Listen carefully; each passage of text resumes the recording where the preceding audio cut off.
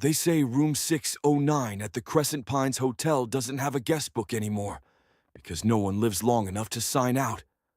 The only thing guests ever hear before they vanish is whistling. They built the Ironwood Grand Hotel in 1914 during a bitter winter that killed 40 men on the mountain behind it. Some say the foundation was poured over cursed ground, frozen bodies still trapped beneath the stone. But the hotel thrived. Politicians stayed there, movie stars, and occasionally, people who were never seen again. Room 609 was never supposed to be anything special, just another suite on the top floor, identical to the ones beside it. But something changed one December night in 1947. A man checked in alone under a false name. No ID, no bags. He paid in cash and refused room service. Staff remembered his voice, flat, dry, like someone who hadn't spoken in years. He never checked out. 3 days later, when the maid entered, she found the bed untouched, the bathroom spotless, and the chair by the window turned to face the wall. There was no sign of the guest, except for a strange, faint whistling that seemed to come from nowhere and everywhere at once. They searched the entire hotel. Police were called. No fingerprints, no exit. The man was gone, as if he'd stepped out of time itself. After that, room 609 developed a reputation. Staff refused to clean it alone. Guests who stayed there complained of being watched, of waking up to the sound of distant whistling, soft, steady, always at 3:13 a.m. Some said they dreamed of a man standing in the corner, his face hidden in shadow, whistling a lullaby no one recognized. Others said they'd see glimpses of him in the mirror, always just behind them, always almost visible. By the 1970s, the hotel sealed the room entirely. But the whistling didn't stop. Maintenance workers still heard it. Guests in nearby rooms would report it coming through the vents. A slow, melancholic tune that grew louder the closer you listened. In 1992, the hotel was renovated, and room 609 was quietly reopened. Within a year, 3 guests went missing. No signs of forced entry, no footage on the security cameras. Each time, the final call from their room was made at exactly 3:13 a.m. Now the room is permanently unlisted. No number on the door, no listing on the website. But if you ask the right employee, and they trust you, they'll tell you how to get there. They'll tell you about the tune, and they'll warn you, whatever you do, never whistle back. If you heard someone softly whistling from behind your hotel mirror in the middle of the night, would you stay frozen and listen? Or would you run, knowing the door might not open when you try? It happened just 6 months ago. Daniel Pierce was a travel vlogger known for chasing haunted legends. His videos were light-hearted, part ghost hunt, part hotel review. Nothing ever really scared him.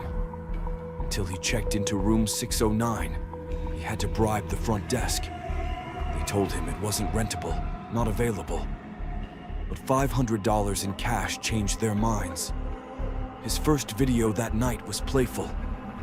This is the infamous room 609. No one checks out alive. We'll see about that. He panned his phone camera around the room. Bare walls, antique furniture, an old cracked mirror above a dusty dresser.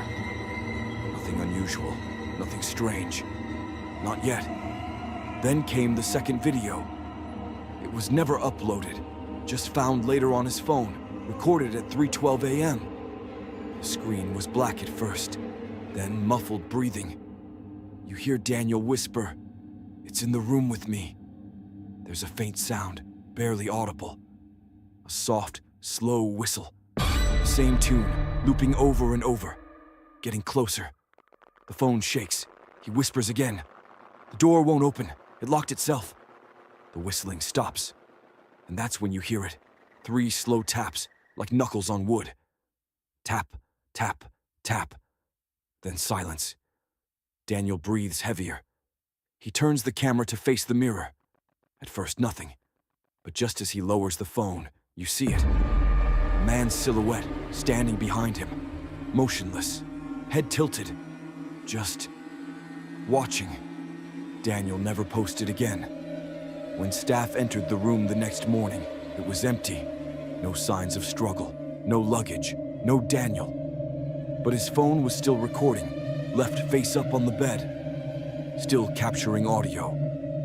And all you hear for 6 more hours is that soft, hypnotic whistling. What would you do if the door locked behind you and the mirror didn't show your reflection, but someone else's? Would you look closer or close your eyes and pray it goes away? So what exactly is room 609 hiding? Over the years, dozens of theories have tried to explain the disappearances and the whistling. Some believe it's a residual haunting, the same ghost replaying a trauma from long ago. But that doesn't explain why it reacts to guests, why it knocks, why it watches. Others say it's a pocket of time, a glitch in reality where people vanish between dimensions. Those who claim to have survived short stays in the room say clocks freeze, mirrors warp, and shadows move against the light. Then there's the theory whispered by locals about a hotel bellhop named Gideon. In 1932, guests began vanishing from the 6th floor. No bodies, just their belongings left behind. Gideon was the night bellhop on shift for every single disappearance. But before police could investigate, he jumped, or was pushed, from the hotel roof. When his body was found, his mouth was torn at the corners, stretched unnaturally wide, as if he died, whistling. And here's a disturbing fact. Every time someone stays in room 609, the room temperature drops to exactly 60.9 degrees Fahrenheit. Not 60.8, not 61.0, always 60.9, even when the power is cut. Still not convinced? Multiple security guards have reported hearing whistling coming from the room, even when it's unoccupied. One guard claimed he heard his own name whistled back to him from behind the door. When he opened it, nothing. But his radio melted in his hand, literally warped from the inside. Which theory do you believe? A time loop, a vengeful spirit, or something older, something that doesn't want to be named? And more importantly, would you spend one night in room 609 if it meant unlocking the truth? He thought he could prove it was all a myth. Michael Cartwright, a popular urban explorer and skeptic, booked room 609 for a full overnight stay. He live-streamed everything. The key turning in the lock, the creaking of the old door, the sterile hallway behind him disappearing as the door shut tight. At first it was quiet, too quiet. No whistling, no movement. Just the dim flicker of the overhead light and the faint hum of the hotel's ancient pipes. Then, around 3:09 a.m., his viewers noticed something. In the corner of the live stream, a tall, shadowy figure, motionless. But when Michael turned, nothing was there. He'd laughed it off, made jokes. But his voice was trembling. Then came the whistling. It started faint, like a tune half-remembered from childhood. Then louder, closer, like someone was standing right behind the camera, exhaling the tune directly into the microphone. Michael froze, his pupils dilated. "Do you hear that?" he whispered.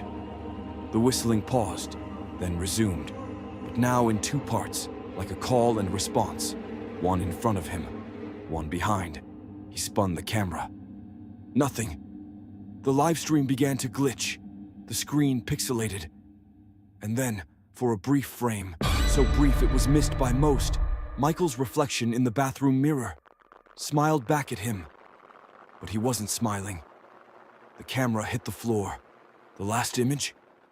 His hand reaching toward the lens, clawed, pale, shaking, and behind him, something impossibly tall leaning out of the darkness, whistling.